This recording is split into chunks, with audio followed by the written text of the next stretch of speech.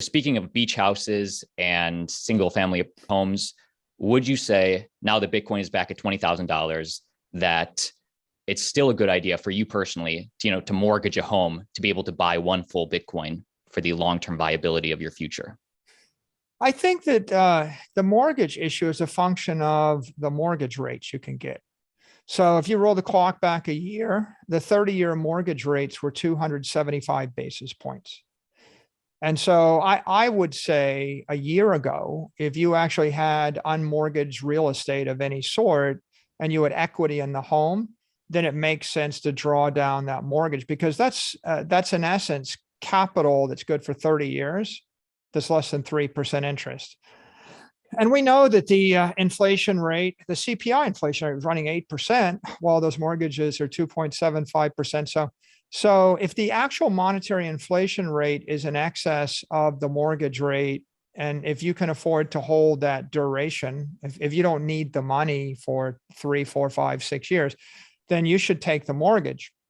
Now, once you take the mortgage, I would say it would make sense to buy a lot of things with it, right? Buy a car with it if you need a car.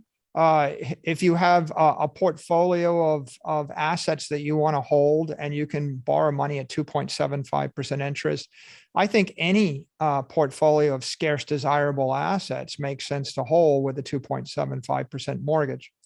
Now, if you had asked me the question today, well, now mortgages are 575 basis points. So I suppose the negative is the 30-year mortgage rate has doubled. The positive is Bitcoin is less expensive.